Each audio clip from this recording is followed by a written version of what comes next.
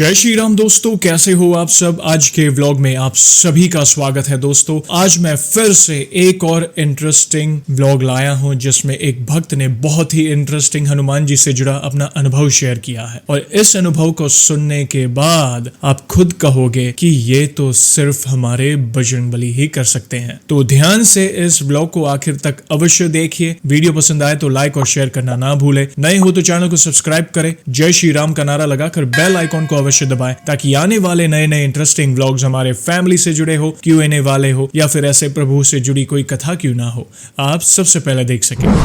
सभी भक्तों को जय श्री राम। मेरा नाम रुचिता श्रीवास्तव है और मैं कानपुर से बिलोंग करती हूँ। भैया, आज मैं सभी भक्तों से मेरे साथ घटित हुए हनुमान जी से जुड़े अनुभव शेयर करना चाहती हूँ, क्योंकि आज मुझे मंदिर में बाबा ने फील करवाया कि मैं आपसे आज तक के अपने सारे अनुभव शेयर करूँ। बात 2022 की है। तब मैं कोई बहुत पूजा पाठ करने वाली लड़की नहीं थी। 2021 में मेरे पापा की डेथ हो गई। कोरोना की सेकेंड वेव जब आई थी तब उनका ऑक्सीजन लेवल कम हो गया था और हार्ट अटैक की वजह से हमने उन्हें खो दिया। हम सब उन पर निर्भर थे। उनके बिना कुछ भी नहीं था और भगवान ने हमसे उनको भी छीन लिया। मैं अपने घर में सबसे छोटी हूँ और मेरे 2 बड़े भाई है और माँ है और इस घटना के बाद हम सब बिखर गए। पूरे घर का माहौल बहुत अजीब सा हो गया था। मैं पूरा दिन अपने कमरे में ही रहती थी और टेंशन में भी रहती थी, क्योंकि मेरी उम्र 31 साल थी उस समय और मेरी शादी नहीं हुई थी। उस टाइम हर तरफ बागेश्वर धाम का बहुत शोर था, पर मैं उनका वीडियो इग्नोर कर देती थी। फिर ऐसे ही एक दिन मुझे आपका अनुभव दिखा, सारंगपुर कष्टभंजन हनुमान जी वाला। तो पता नहीं क्यों मेरा दिल किया कि मैं वो सब वीडियोस देखूं,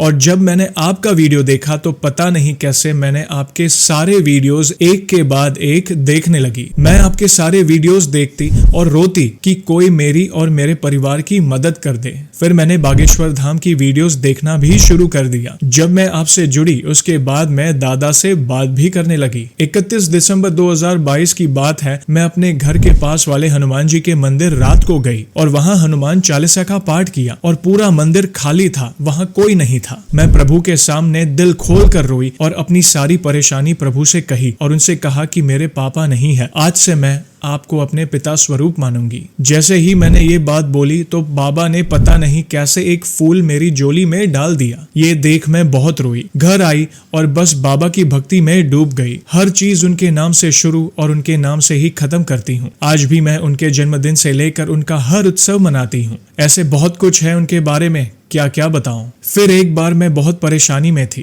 पूजा पाठ सब करती थी। दादा को अर्जी भी लगी हुई थी। पिछले साल हनुमान जी के जन्म उत्सव पर मैंने अर्जी लगाई और बाबा का उसी मंदिर में जाकर अपने हाथों से श्रृंगार किया और बोला कि आज मैं आपके लिए भोग बनाऊंगी बाबा, आप जरूर आइएगा। मैंने उनके लिए पोहा बनाया। शाम को बाबा खुद आए मेरे घर। उन्होंने सिर्फ पोहा ही खाया, बाकी चीज को उन्होंने हाथ तक नहीं लगाया। भैया, मैं क्या बताऊं आपको। जब मेरी अर्जी लगी तो मुझे नहीं पता कि मैं कैसे बागेश्वर धाम गई घर वालों के साथ, वो भी 24 घंटों के अंदर ही। मेरी शादी जो इतने टाइम से नहीं हो पा रही थी, धाम से घर लौटते ही 24 घंटे भी नहीं हुए कि फिक्स हो गई। मैं बहुत खुश हुई कि आखिर बाबा ने मेरी बात सुन ली। मैं अपनी पूजा वैसे ही करती रही, हर चीज वैसे ही करती रही, चोला भी चढ़वाती थी। जब आखिरी बार मैं अपने मायके के मंदिर में गई चोला चढ़वाने तो रोती हुई बोली कि बाबा, अब जा रही हूँ इस शहर से, पर जहां भी जाऊं आप मेरे साथ रहना, मुझे कभी अकेले मत छोड़ना। फिर रात को जब मैं सो गई तो मैंने एक सपना देखा कि काले वाले हनुमान जी बहुत विशाल रूप में एक समुद्र किनारे उगते हुए सूरज में मेरे साथ टहल रहे हैं और वे मुझे बिल्कुल अपनी बेटी की तरह साथ लेकर चल रहे हैं। भैया, मेरी शादी लास्ट नवंबर 2023 में हुई है गाजियाबाद में।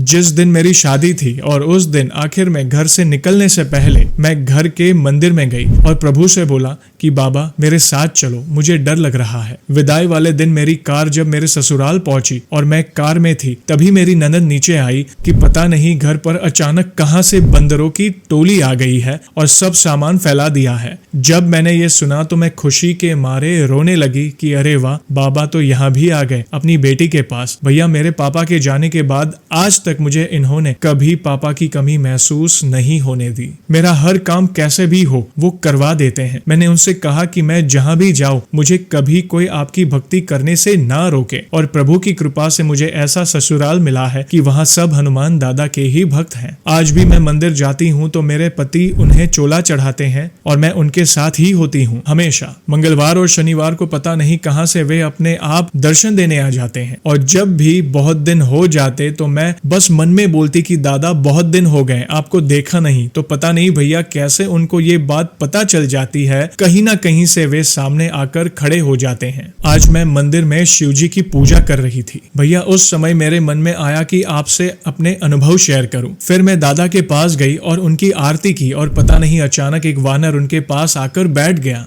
मैं बता नहीं सकती कि मैं उस टाइम क्या करूं, कुछ समझ ही नहीं आ रहा था। बस इतना आपको बताना था भैया, मैं अपने आप को भाग्यशाली समझती हूं कि मुझे हनुमान जी की भक्ति मिली। भैया वे मेरे पिता है और मैं उनकी बेटी हूं, इसलिए मैं उनसे नॉर्मल जैसे अपने पापा से बात करती थी वैसे ही उनके साथ बात करती हूं। मैं उनसे जिद भी करती हूं और वे पापा की तरह पूरी भी करते हैं, कभी जल्दी तो कभी देर से, लेकिन पूरी अवश्य करते हैं। जय श्री राम। धन्यवाद बहन, आपने इतना प्यारा अनुभव शेयर किया। यह अनुभव हमें प्रभु के और निकट ले आया। इस अनुभव के कारण हमारा प्रभु के प्रति विश्वास और बढ़ गया। आपका बहुत बहुत धन्यवाद। वे अपने भक्त के साथ हमेशा रहते हैं, साए की तरह रहते हैं। बस दिल से पुकारे वे किसी न किसी रूप में या किसी के माध्यम से आपकी सहायता करने या अपनी उपस्थिति का एहसास दिलाने आ ही जाते हैं। तो ऐसे ही है हमारे बजरंगबली। और दोस्तों जैसे आपको पता ही है कि व्लॉग को हम ऐसे ही एंड नहीं करेंगे, प्रभु के नाम का गुणगान जो करना है। आज मैं कुछ पंक्तियां गाकर नहीं बोलकर बताऊंगा, मतलब सीधा आपके दिल को स्ट्राइक कर जाएगी। हमारे बजरंगबली से जुड़ी ये पंक्तियां हैं, तो ये पंक्तियां सुनने के बाद आपके क्या विचार हैं मुझे कमेंट में अवश्य बताएगा, मैं अवश्य पढ़ूंगा आपके कमेंट। तो बोलिए सियावर रामचंद्र की जय, पवन सुत हनुमान की जय। इतने शक्तिशाली, इतने बुद्धिमान और गुणों के सागर होते हुए भी हनुमान जी में लेश मात्र भी अभिमान नहीं है। वह हमेशा अपने आप को प्रभु श्री राम का सेवक मानते हैं, जिनके सामने युद्ध में टिकने वाला कोई रणधीर आज तक किसी भी युग में पैदा नहीं हुआ। वह सिर्फ श्री राम की आज्ञा का पालन करना ही अपना कर्तव्य समझते हैं। उनकी अभिमान शून्यता इतनी अधिक है कि भगवान श्री कृष्ण ने गरुड़ और सुदर्शन चक्र का अभिमान तोड़ने के लिए स्वयं महावीर हनुमान जी को ही याद किया था। हनुमान जी के व्यक्तित्व के यह गुण उनके उच्च स्तरीय चरित्र की एक हल्की सी झलक भर है, और यह सभी गुण न केवल एक दृढ़ और सशक्त चरित्र का आधार है, बल्कि सफलता के वह बुनियादी सिद्धांत भी है। जय श्री राम। देखा, तो ऐसे ही है हमारे बजरंगबली। मैं हर बार कहता हूँ, मतलब क्या कुछ नहीं किया उन्होंने, बड़े बड़े पराक्रम किए, और अपनी सफलता का श्रेय वे हर बार प्रभु श्री राम के आशीर्वाद को देते हैं। वे हर बार कहते हैं जो हो रहा है प्रभु श्री राम की कृपा से हो रहा है। तो ये बहुत बड़ा लाइफ लेसन है, हम उनसे सीख सकते हैं। हमें बस हमारे अंदर की मैं और मेरा की लालसा को दूर करना है। हम जीवन में प्रभु की कृपा से जब सफल होते हैं तो उनका श्रेय प्रभु को देना है, ना कि हमें लेना है ये कहकर कि ये मैंने किया है, मैंने ये किया तब जाके ये हुआ। जो भी सफलता का श्रेय है सीधा कहें कि जो हो रहा है प्रभु राम जी और हनुमान जी की कृपा से हो रहा है। ये बहुत बड़ा लाइफ लेसन हम हनुमान जी से सीख सकते हैं। आपको ये पंक्तियां कैसी लगी प्लीज कमेंट के माध्यम से मुझे अवश्य बताएं। वीडियो पसंद आई हो तो लाइक और शेयर करना ना भूले, नए हो तो चैनल को सब्सक्राइब करें, जय श्री राम का नारा लगाकर बेल आइकॉन को अवश्य दबाएं, ताकि आने वाले नए नए इंटरेस्टिंग व्लॉग्स हमारे फैमिली से जुड़े हो, Q&A वाले हो, या फिर ऐसी प्रभु से जुड़ी कोई कथा क्यों ना हो, आप सबसे पहले देख सके। और जल्दी लौटूंगा मैं एक और इंटरेस्टिंग व्लॉग के साथ। तब तक जय श्री राम, जय हनुमान।